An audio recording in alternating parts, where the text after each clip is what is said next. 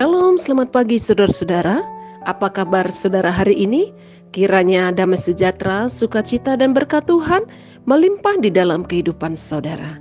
Pagi hari ini, marilah bersama-sama kita berdoa, membaca dan merenungkan firman Tuhan sebelum kita beraktivitas hari ini. Kita berdoa. Bapa di surga, terima kasih, kami bersyukur pagi hari ini. Tuhan telah membangunkan kami dari istirahat tidur kami.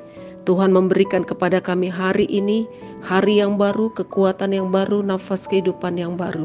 Jika kami masih ada, semua itu karena anugerah-Mu. Kami bersyukur Tuhan. Terima kasih Bapa.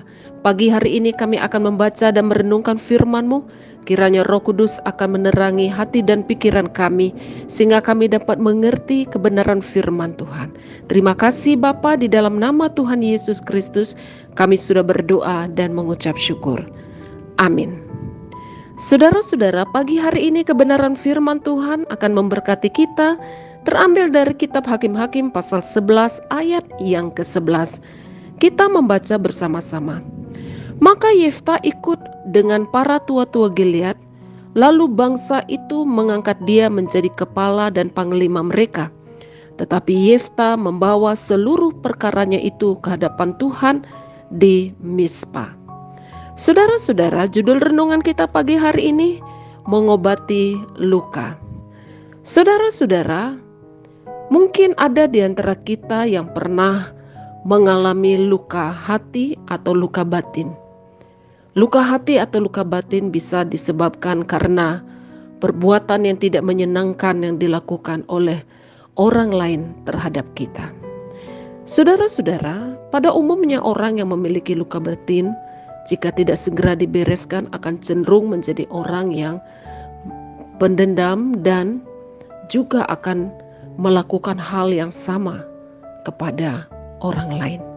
Saudaraku yang dikasihi oleh Tuhan, pagi hari ini kita belajar dari seorang tokoh Alkitab yang bernama Yefta. Saudara, Yefta adalah seorang yang ditolak oleh bangsanya. Dia diusir oleh keluarganya karena Yefta anak dari wanita yang bukan bangsa mereka. Bahkan, saudaraku yang dikasihi oleh Tuhan, ibunya Yefta adalah seorang sundal. Saudara bisa membayangkan bagaimana perasaan Yefta, diusir dari keluarganya, bahkan diusir oleh saudara-saudaranya.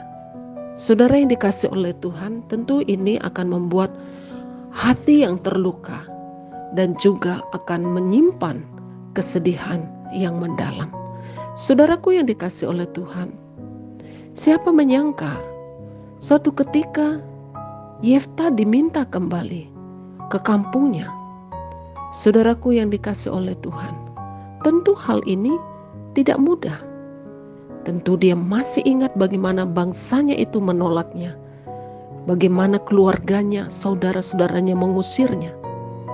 Saudaraku yang dikasihi oleh Tuhan, sekarang ketika bangsanya mengalami masalah, Yefta justru dicari sebagai untuk dijadikan panglima untuk memimpin bangsa itu dalam peperangan.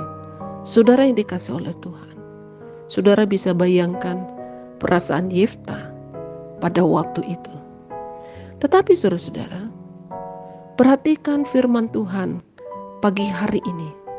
Dalam kalimat terakhir pada ayat yang ke-11 dikatakan, tetapi Yefta membawa seluruh perkaranya itu ke hadapan Tuhan di Mizpa. Saudaraku yang dikasihi oleh Tuhan, Yefta memilih untuk membawa semua perkaranya, termasuk luka batinnya, di hadapan Tuhan, dan Yefta membereskannya di hadapan Tuhan. Saudara, inilah yang dimaksud dengan respon yang paling tepat di dalam menghadapi luka hati, luka batin, kepahitan, dan juga kebencian. Saudaraku yang dikasihi oleh Tuhan, marilah kita menyerahkan hidup kita ke dalam tangan Tuhan. Adakah luka hati dan kepahitan yang saat ini saudara rasakan karena peristiwa masa lampau atau tindakan-tindakan yang tidak menyenangkan yang saudara hadapi? Saudara, ingatlah, bukan waktu yang akan membereskannya, tetapi bereskanlah hal itu di hadapan Tuhan.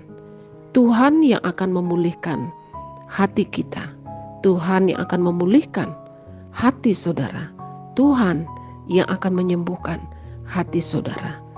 Dan milikilah sikap yang melepaskan pengampunan kepada orang-orang yang telah melukai hati kita.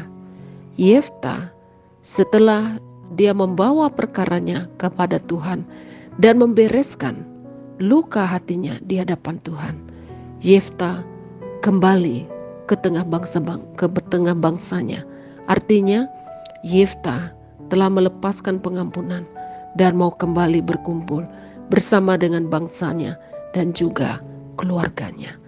Jadi saudara-saudara, luka yang dibiarkan tidak akan sembuh. Luka hati, kepahitan dan kebencian akan sembuh jika kita datang kepada Tuhan dan membiarkan Tuhan yang membereskan hati kita dan memulihkan kita. Jadi datanglah kepada Tuhan, serahkan kepada Tuhan, karena Tuhan adalah tabib yang sanggup menyembuhkan kita, termasuk menyembuhkan luka hati kita. Kiranya firman Tuhan hari ini menolong kita dan menyembuhkan kita. Amin. Mari kita berdoa. Bapa di sorga, di dalam nama Tuhan Yesus, terima kasih untuk firman-Mu pagi hari ini. Kiranya kebenaran firman Tuhan hari ini menolong kami. Khususnya kami yang saat ini mungkin masih menyimpan kepahitan, kebencian, dan luka batin. Tuhan Yesus, tolonglah kami. Tuhan akan memulihkan kami. Tuhan akan menyembuhkan kami. Kami mau mengalami sukacita di dalam hidup kami. Terima kasih Tuhan Yesus, terpujilah nama-Mu. Pagi hari ini hamba berdoa menyerahkan seluruh kehidupan jemaat GKU Solo Fides Sentani dan juga saudara-saudara kami yang sudah dengan setia mendengarkan kebenaran firman-Mu dimanapun mereka berada. Kiranya Tuhan memberkati. Tolonglah dan pimpin kehidupan kami hari ini ya Tuhan. Apa yang kami kerjakan dan usahakan diberkati Tuhan. Jika ada di antara kami yang sakit, kiranya Tuhan menyembuhkan. Yang lemah imannya Tuhan kuatkan. Yang berulang tahun Tuhan tambahkan dengan panjang umur, damai sejahtera dan sukacita. Terima kasih Tuhan. Terpujilah nama-Mu, di dalam nama Tuhan Yesus Kristus kami berdoa dan menyerahkan kehidupan kami ke dalam tangan Tuhan. Amin. Saudara-saudara, selamat beraktivitas, tetaplah semangat dan percayalah Tuhan Yesus beserta dengan kita.